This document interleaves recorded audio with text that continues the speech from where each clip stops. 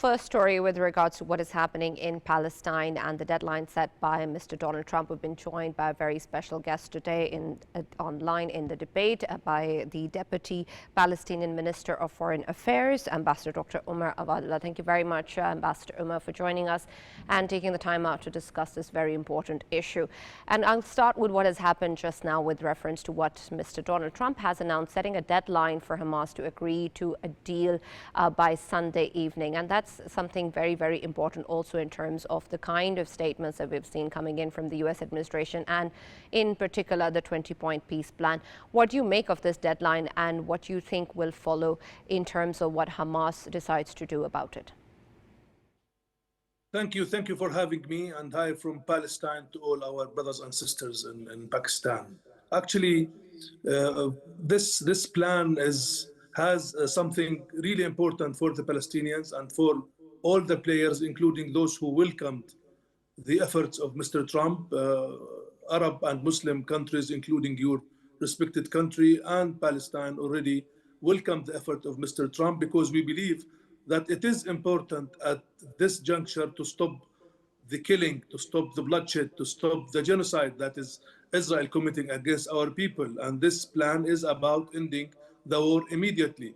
So we look at it as an important opportunity for stop this killing, adding to this to stop the famine, the man-made famine by Israel that is used famine as a weapon of war, including the issue of forcible transfer of our people. The three priorities that we've been asking and seeking for more than 2 years. Now Mr. Trump came with his plan. That's why we welcome this effort.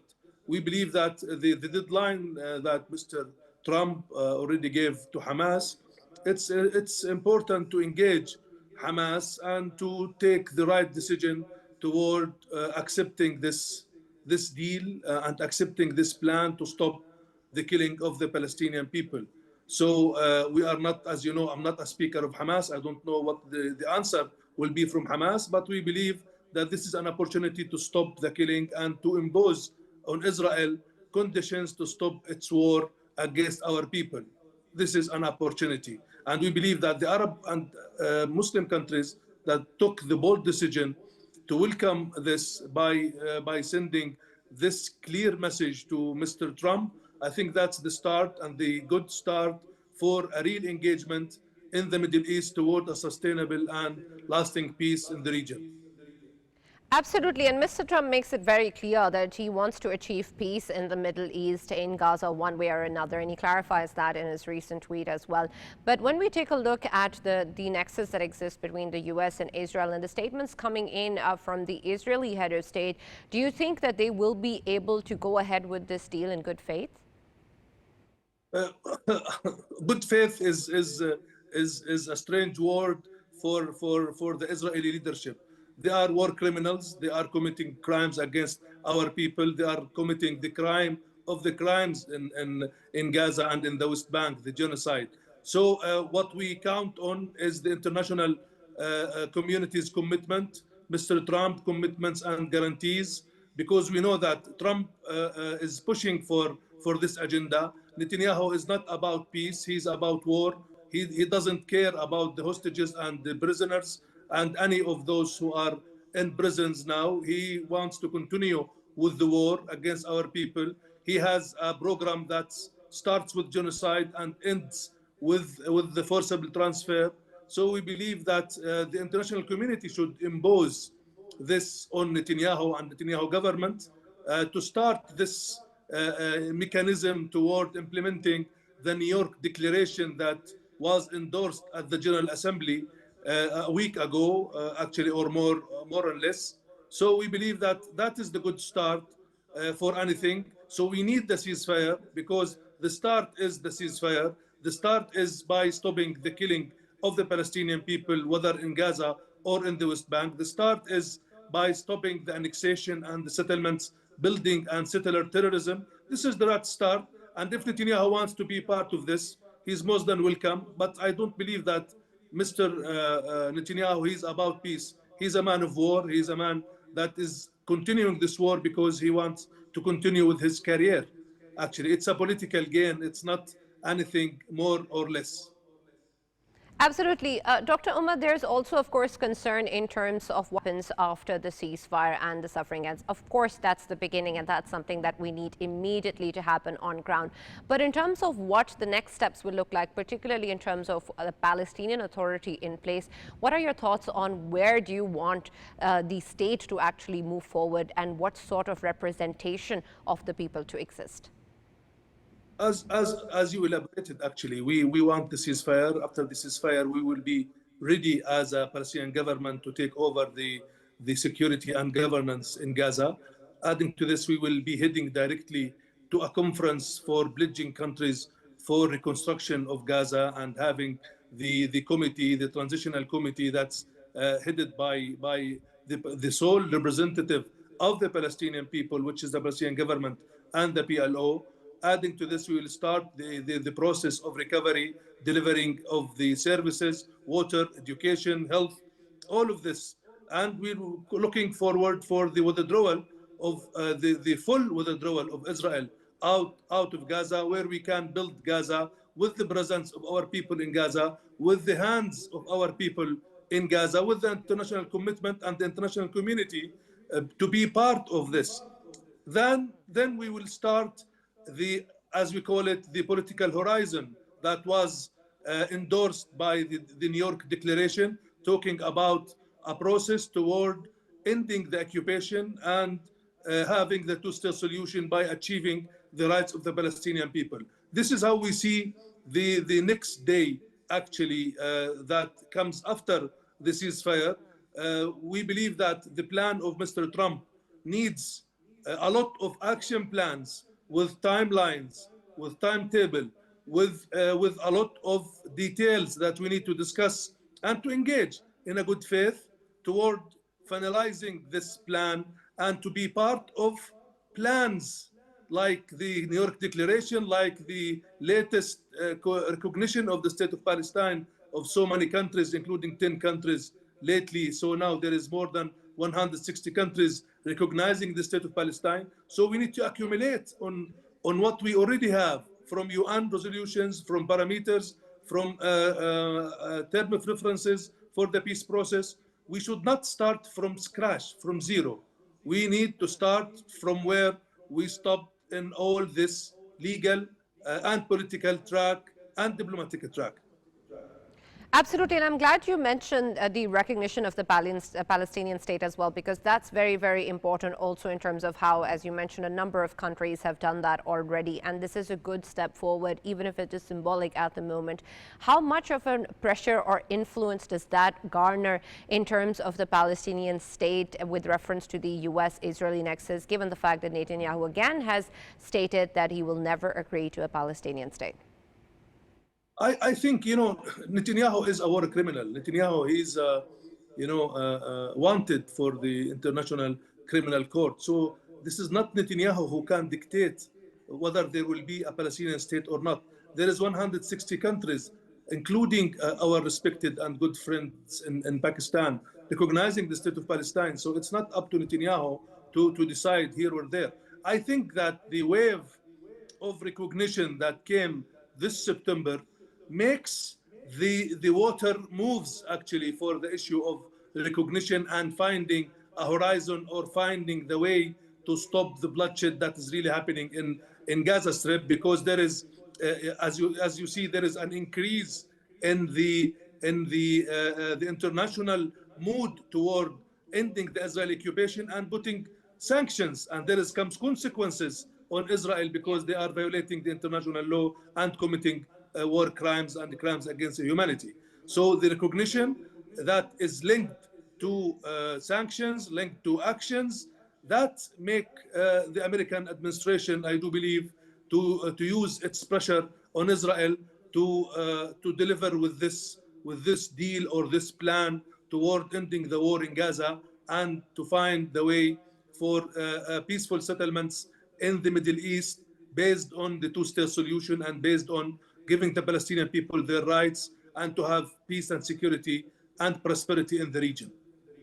Absolutely, but respectfully so, Mr. Ambassador, we know that there have been so many violations. Of course, genocide in itself is such a big crime that Israel is responsible for.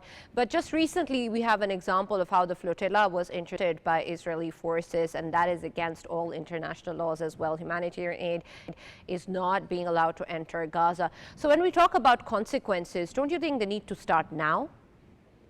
I think it's already started, and the flotilla itself, and I know that there is a lot of our friends, brothers and sisters from Pakistan are on board of this flotilla, and we condemn the attack of Israel on them, and we were concerned about their lives and their security, and we hope they will return home soon, safe and secure.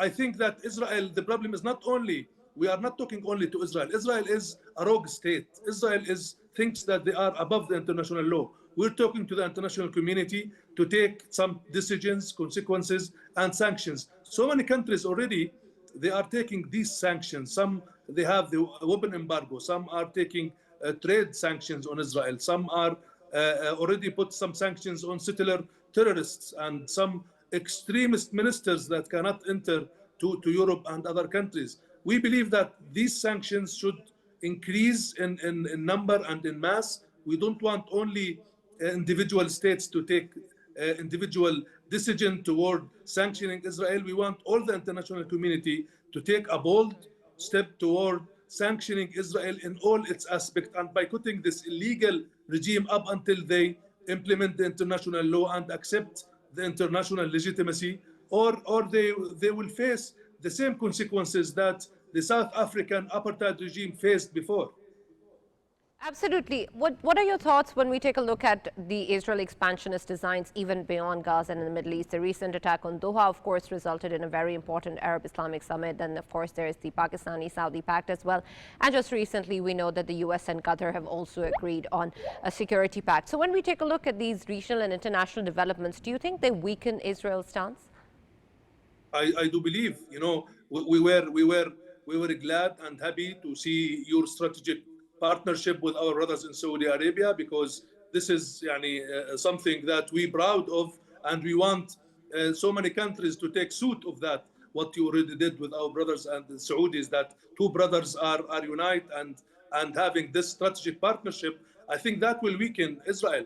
And it is clear that if Israel will continue with what they are doing, attacking the capitals, the Arab Islamic capitals, I think we need to take actions against this brutal occupation and this brutal regime that is trying to destabilize the region as all, not only actually Israel-Palestine, but the region as all. They are attacking all the capitals, and they are trying to keep the Middle East in flame. There is two initiatives. There is the initiative of the international community, 160 countries that are recognizing Palestine, pushing with their agenda of peace and stability in the region. And there is the initiative of killing and destroying and bombarding the capitals and the region, which is Israeli initiative. It's up to the international community to choose on which side they want to go. And I do believe that less than the minority, 2-3 countries are complicit in the crimes against the Palestinian people,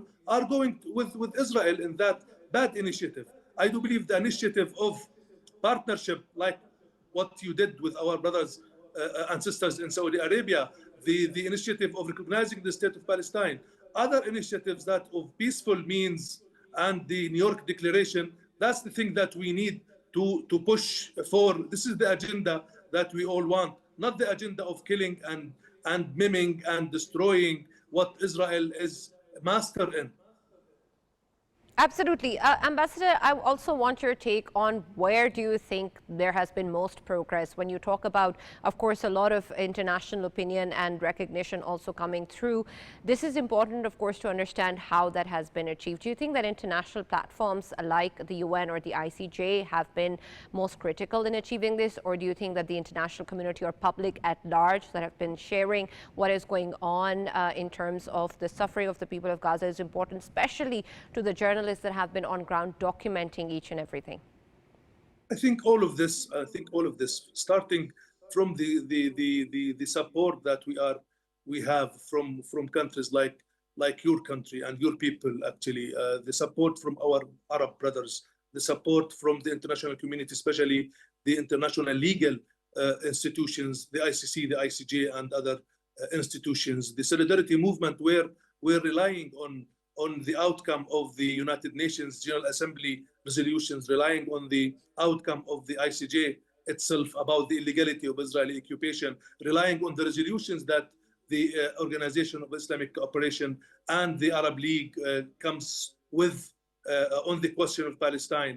The bloodshed that was in Gaza, the suffering of our people, the work of the journalists, the brutality of Israeli occupying power, all of this, and for sure the move of our leadership and our diplomatic personnel all over the world. I think all of this helps in changing the narrative toward the right narrative of the Palestinian people. That is there is a brutal occupation that's prolonged for more than 57 years. There is 77 years of oppression against the Palestinian people, and we need to address this and to finalize this. We believe that 2 years of the genocide that we are facing here in Palestine sends a clear message to the international community that the illusion that can be any peace or security or stability in the region without the Palestinian people having their rights, having their state, this, I think, critical and bring some fruits, including the peaceful conference that was convened in New York, and with its important declaration that we all endorsed in September this year. Absolutely. Ambassador Saab, thank you very much for joining us. We stay strong and in solidarity with the people of Palestine. We hope for peace in Gaza very, very soon.